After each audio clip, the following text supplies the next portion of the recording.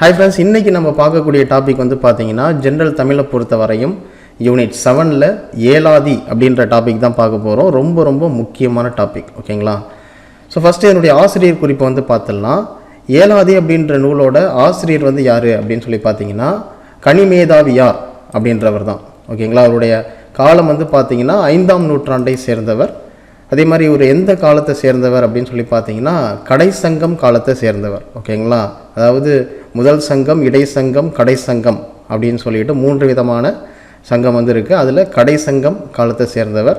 இவருடைய சமயம் வந்து பார்த்திங்கன்னா சமண சமயத்தை சார்ந்தவர். ஓகேங்களா?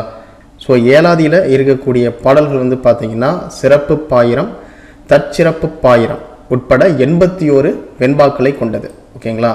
அதே மாதிரி ஏலாதி நூல் வந்து எந்த பாவகையை சார்ந்தது அப்படின்னு சொல்லி பார்த்தீங்கன்னா வெண்பாக்களால் ஆனது. ஸோ ஏலாதி நூல் வந்து பார்த்தீங்கன்னா 17 கீழ்கணக்கு நூல்களில் ஒன்று. சரிங்களா? ஸோ அடுத்ததாக ஏலாதியோட விளக்கம் வந்து பார்க்க போகிறோம்.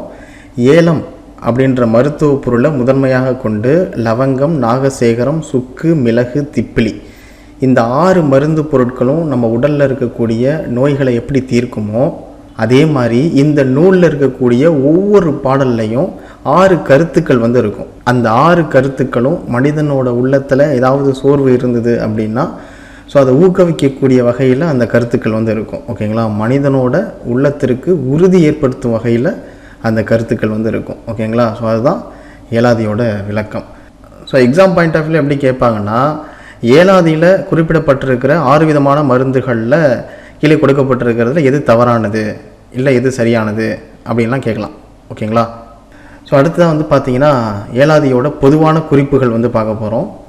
4 அடிகளில் 6 விதமான அருமையான கருத்துக்களை சொல்லக்கூடிய நூல் தான் வந்து பார்த்தீங்கன்னா ஏலாதி அப்படின்றது. தமிழருக்கு அருமருந்து அப்படின்னு சொல்லக்கூடிய நூல் வந்து எதுன்னு சொல்லி பார்த்தீங்கன்னா ஏலாதி தான். ஏலாதியோட ஆசிரியர் கனிமேதாவியார் வந்து பார்த்தீங்கன்னா இன்னொரு நூல் எழுதியிருக்காரு. ஸோ அந்த நூலோட பேர் வந்து பார்த்தீங்கன்னா திணைமாலை 150 அப்படின்ற நூல் தான். ஸோ இந்த நூலோட சிறப்பு அம்சம் வந்து பார்த்தீங்கன்னா உணவு கொடுத்து ஆதரிப்போர் பெருவாழ்வு பெறுவார் அப்படின்றத 21 பாடல்களில் சொல்லியிருப்பாங்க. அது மட்டும் இல்லாமல் திணைமாலை 150 அப்படின்ற நூலில் உடலோட 6 வகை தொழில் வந்து கொடுத்துருப்பாங்க. அது என்னென்ன அப்படின்னு சொல்லி பார்த்தீங்கன்னா எடுத்தல், முடக்கல், நிமிர்தல், நிலைத்தல், படுத்தல், ஆடல். ஓகேங்களா? ஸோ இதெல்லாம் எக்ஸாம் பாயிண்ட் ஆஃப் வியூவில் ரொம்ப ரொம்ப முக்கியமானது. அதே மாதிரி கனிமேதாவியார் வந்து பார்த்தீங்கன்னா சமண சமயத்தை சார்ந்தவர். அதனாலேயே அவருடைய நூலில் சமண சமயத்திற்கே உரிய கொல்லாமை முதலிய உயரிய கருத்துக்களை ஏலாதியில் வலியுறுத்தியிருப்பார். ஓகேங்களா?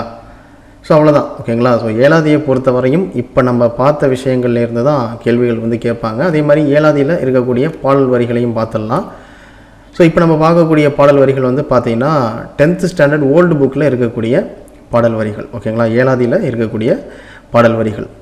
வணங்கி வழியொழுகி மாண்டார் சொல் கொண்டு நுணங்கி நூல் நோக்கி நுழையா இணங்கிய பால் நோக்கி வாழ்வான் பழியில்லா மன்னனாய் நூல் நோக்கி வாழ்வான் நுனித்து. அதாவது வணங்கி அப்படின்னா பிறருக்கு பணிந்து அப்படின்னு அர்த்தம்.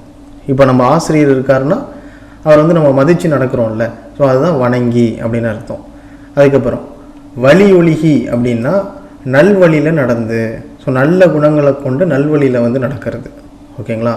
ஸோ மாண்டோர் சொல் கொண்டு அப்படின்னா நம்மளுடைய சான்றோர்கள், நமக்கு முன்னோர்கள் இருக்காங்கள, அவங்களுடைய அறிவுரைகளை வந்து கேட்கறது. நுணங்கி நூல் நோக்கி நுழையா இணங்கிய, அதாவது நுண்ணறிவு நூல்களை ஆராய்ஞ்சு அதை கற்றுக்கிறது.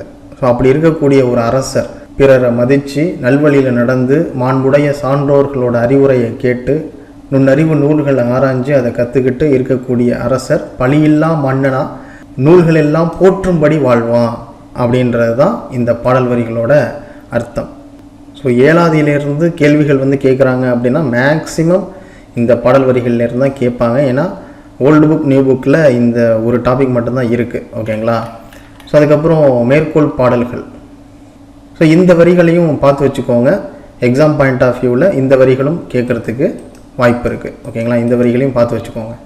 தாயிழந்த பிள்ளை தலையிழந்த பொண்டாட்டி வாயிழந்த வாழ்வினர் வணிகம் போயிழந்தார் கைத்தூண் பொருளிழந்தார் கண்ணிலவர்க்கு ஈந்தார் வைத்து வாழ்கி வாழ்வார் சாவது எளிது அரிது சான்றாமை நல்லது. ஓகேங்களா? இந்த பாடல் வரிகளையும் பார்த்து வச்சுக்கோங்க. ஓகேங்களா? ஓகே ஃப்ரெண்ட்ஸ், இதோட 7வது டாபிக் வந்து பார்த்தீங்கன்னா ஓவராலாக கம்ப்ளீட் ஆகுது. ஸோ எக்ஸாம் பாயிண்ட் ஆஃப் வியூவில் இதை மட்டும் நீங்கள் பார்த்தீங்கனாலே போதுமானது. ஓகேங்களா? அதே மாதிரி இந்த வீடியோ பதிவு எப்படி இருந்தது அப்படின்றத கமெண்ட் பாக்ஸில் மென்ஷன் பண்ணுங்கள். ஓகேங்களா? தேங்க்யூ. துருவம் அகாடமிலேருந்து கார்த்திக்.